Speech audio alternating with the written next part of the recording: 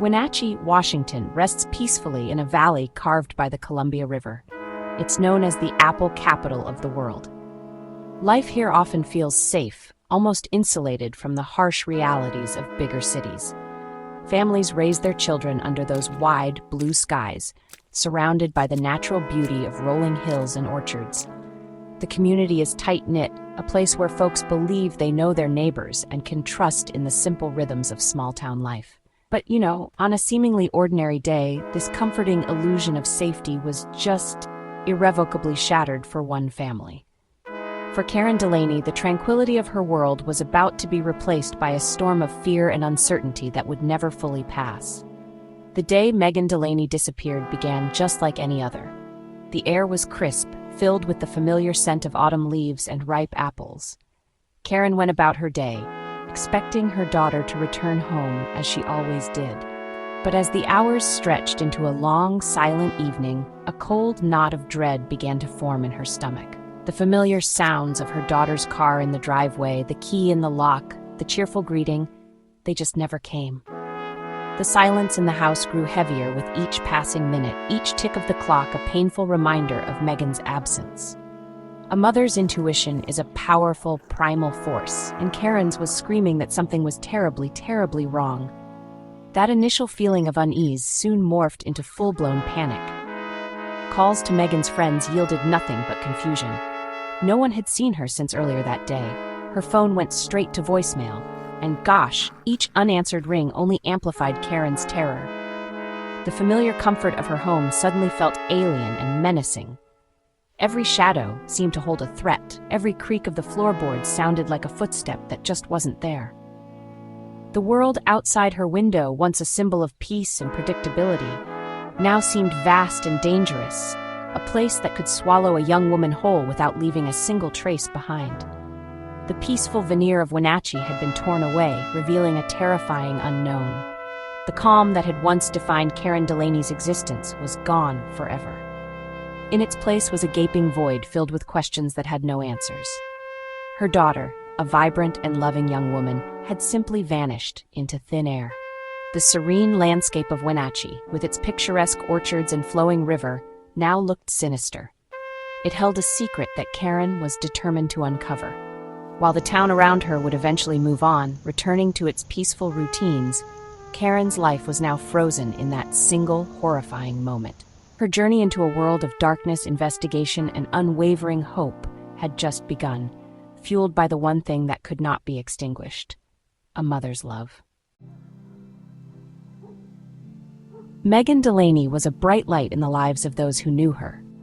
At 19, she was full of dreams and plans for the future.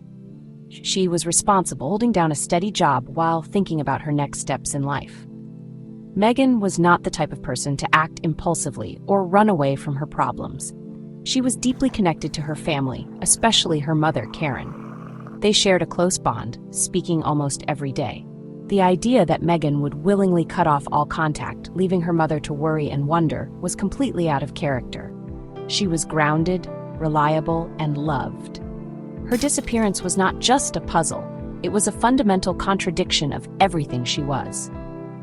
On the day she went missing, Megan had a simple plan. She left for work as usual, a routine she had followed countless times before, but she never made it to her shift. Her car was later found abandoned in a desolate, remote area far from her intended route.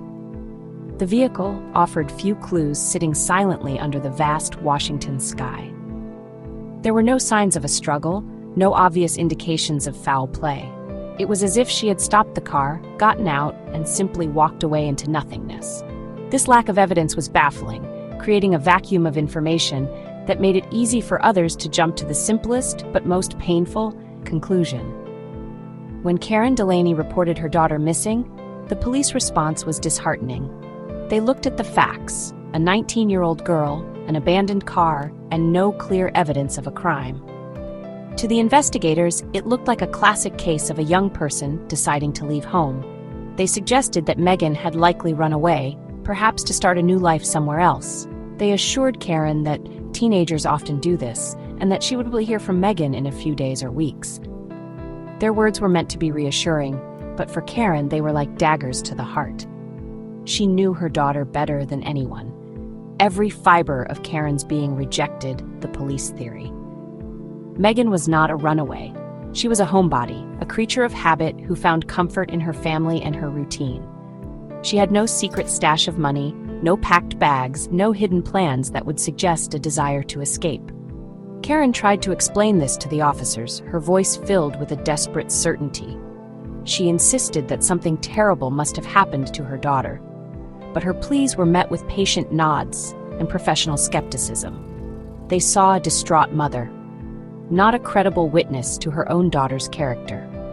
The official investigation was already heading down a path that Karen knew, with chilling certainty, was the wrong one. As weeks turned into months, the official police investigation into Megan Delaney's disappearance dwindled. With no new leads and no evidence of foul play, the case was officially classified as cold. The file was placed in a drawer, just another unsolved mystery among so many. For the Wenatchee Police Department, it was time to move on to more pressing, active cases. The phone calls to Karen became less frequent, until eventually they stopped altogether. The initial flurry of local news coverage faded, and Megan's story was slowly replaced by other headlines. To the outside world, Megan Delaney was becoming a forgotten name, a sad statistic.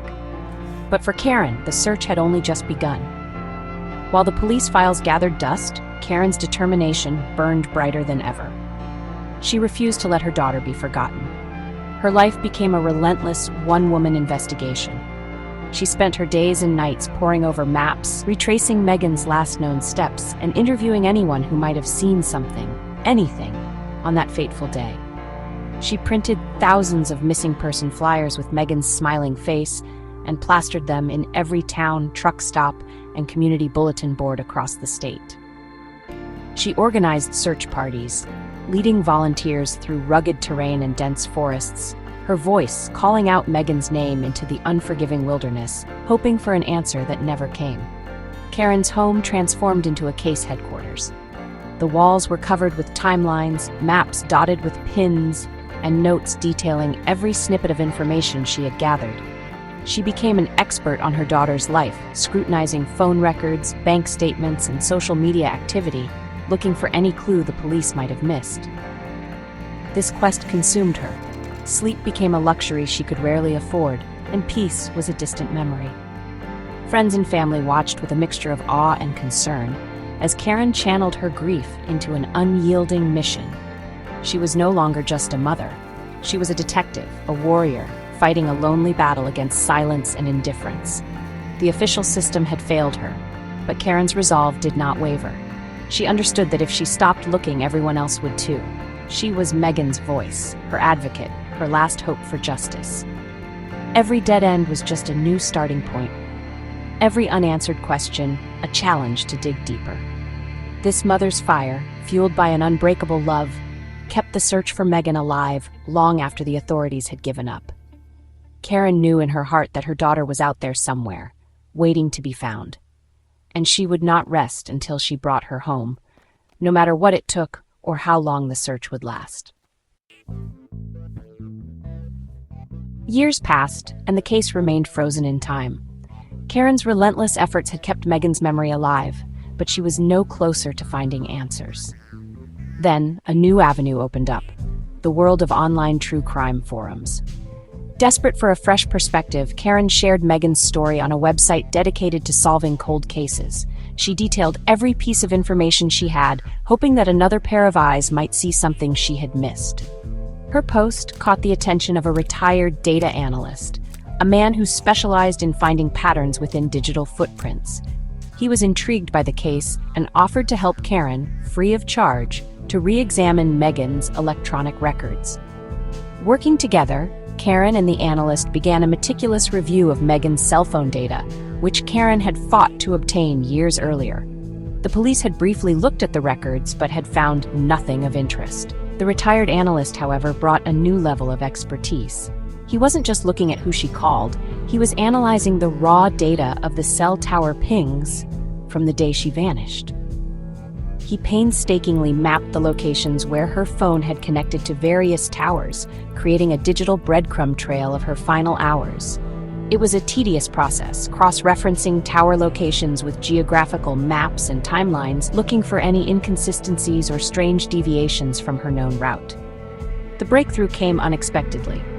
The analyst discovered a series of faint, anomalous pings that the original investigators had either missed or dismissed as irrelevant.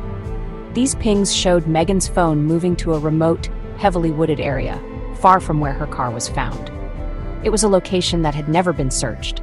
The data suggested her phone was in that area for a significant period before it was turned off for good. This was the first new lead in years. It was a ghost in the machine, a digital echo from the past that pointed to a specific, tangible place on a map. Karen's heart pounded with a mixture of hope and terror.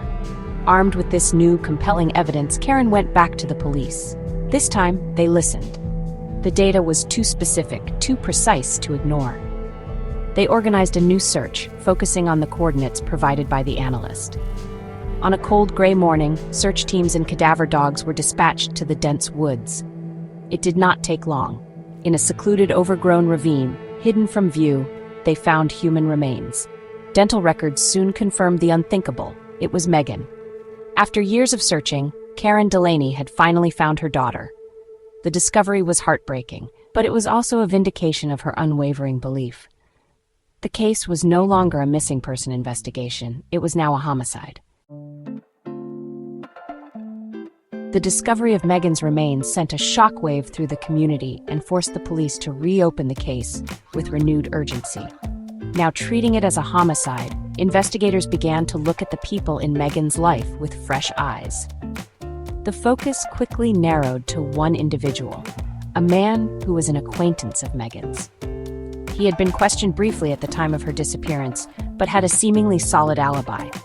With the new evidence, however, his story began to crumble under scrutiny. Investigators found inconsistencies in his timeline and learned that he had a history of violence that had not been fully explored during the initial, cursory investigation. This man became the prime and only suspect in Megan's murder. The police were convinced he was responsible for her death. They believed he had intercepted her on her way to work, taken her to the remote wooded area, killed her, and then abandoned her car elsewhere to throw off investigators. The cell phone data trail that Karen had helped uncover was the key that unlocked this theory. However, despite their certainty, a crucial element was missing. There was not enough physical evidence directly linking the suspect to the crime scene or to Megan's remains. Without a confession or a definitive DNA match, the district attorney felt the case was not strong enough to secure a conviction in court. To this day, no charges have ever been filed in the murder of Megan Delaney. The main suspect continues to live his life, a free man, shadowed by the cloud of suspicion, but never held accountable by the law. For Karen, this lack of legal justice is a source of unending pain and frustration. She fought for years to find her daughter, only to be met with another wall of silence from the justice system. The case remains officially open, but unsolved, enough a painful limbo for a mother who has already endured so much. The man she believes killed her daughter is out there, a constant and chilling reminder of an unfinished chapter. Every year on the anniversary of Megan's disappearance, Megan Delaney visits the place where her daughter's remains were found. She leaves flowers and spends quiet moments reflecting on the bright, vibrant young woman who was stolen from her. Her fight for legal justice continues, but she has also found a different kind of resolution. She proved that a mother's intuition can be more powerful than a police badge, and that relentless love can unearth truths buried for years. While the official case may be cold, Karen's tribute ensures Megan's spirit is never forgotten. Her story stands as a powerful testament to the idea that sometimes the most profound justice comes not from a courtroom, but from a mother's refusal to ever give up.